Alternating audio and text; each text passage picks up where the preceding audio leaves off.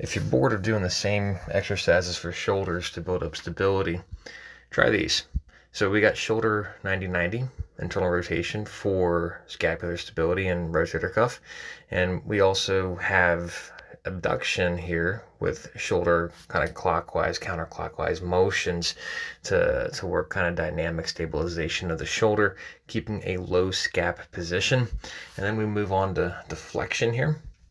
And with flexion, it's important that you keep that low shoulder position as well, really for all of these, to make sure that the upper trap doesn't dominate, because the upper trap dominating will be what leads to a lot of shoulder and neck issues for people. But these are really great oscillatory movements to help really build up rotator cuff timing, because the rotator cuff's job is to keep the joint centered whenever we move our shoulder. And so having that really fire in an optimal way is going to be critical for shoulder health. And so here, 90-90 shoulder rotations, same thing as with the IR or internal rotation, but we're doing it with external.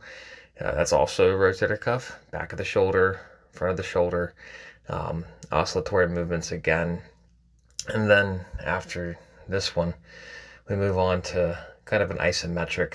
So you can do it just through pressing through the wrist there or through the palm. You can also add that oscillatory movement as well. But the press, you can determine how hard that you want to get more of a kind of a burn in that shoulder and that cuff. Here, split squat, shoulder throws, cocking phase for pitchers or throwers.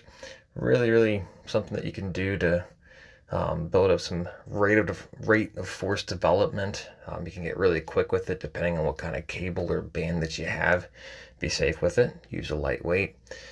For shoulder controlled 90-90s, that's a really good one to build up posterior shoulder strength and rotator cuff strength. And if you keep it in isolation, be sure to make sure that your upper trap again doesn't shrug, meaning we don't want that shoulder to come up to the ear.